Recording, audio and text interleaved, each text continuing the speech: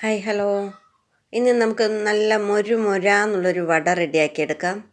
ഇത് കാണുമ്പോൾ ഉഴുന്നുവട പോലെ ഉണ്ടല്ലേ, പക്ഷെ അത് ഉഴുന്നുവടയല്ല കേട്ടോ. വളരെ പെട്ടെന്ന് ചെയ്തെടുക്കാൻ പറ്റുന്ന വട എങ്ങനെയാണ് ചെയ്തെടുക്കുന്നതെന്നും ഇതിന് വേണ്ട സാധനങ്ങൾ എന്തൊക്കെയാണെന്ന് നമുക്ക് നോക്കാം. ഇതിനു വേണ്ടി ഞാനൊരു കഷ്ണം കപ്പ മഞ്ഞളും ഉപ്പും ചേർത്ത് ഒന്ന് പുഴുങ്ങിയെടുക്കുന്നുണ്ട്. വെള്ളം ഒഴിക്കണം കേട്ടോ, മറക്കല്ലേ.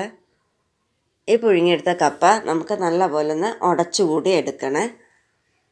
ഇനി ഇതിലേക്ക് ഒരു കഷ്ണം ഇഞ്ചി ചെറുതായി അരിഞ്ഞതും 4 പച്ചമുളകും 2 തണ്ട് കറിവേപ്പില, ഒരു സവാള ചെറുതായി അരിഞ്ഞത്, കുരുമുളക് പൊടി, മഞ്ഞൾപ്പൊടി, ഉപ്പ് പൊടി, കുറച്ച് അരിപ്പൊടി കൂടിയിട്ട് നല്ല പോലെ ഒന്ന് മിക്സ് ചെയ്തെടുക്കണേ. ഉപ്പിടുമ്പോൾ നമ്മൾ ശ്രദ്ധിച്ച് വേണം ഇടാനായിട്ട്. നമ്മൾ കപ്പ പുഴുങ്ങിയെടുക്കുന്ന സമയത്ത് ഉപ്പിട്ടിട്ടുണ്ട്.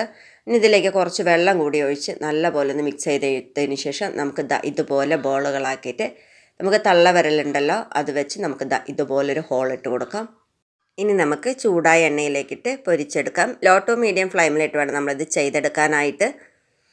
ഇല്ലയെന്ന് വെച്ചാൽ വെളിഭാഗം നല്ലപോലെ കരിഞ്ഞു പോകുകയെ. ഇത്രയേ ഉള്ളൂ നമ്മളുടെ കപ്പ വെച്ചുള്ള മൊരാന്നുള്ള കപ്പ വട റെഡി ആയിട്ടുണ്ട്. കുട്ടികൾക്കും വലിയവർക്കൊക്കെ ഒരുപോലെ ഇഷ്ടമാവേ.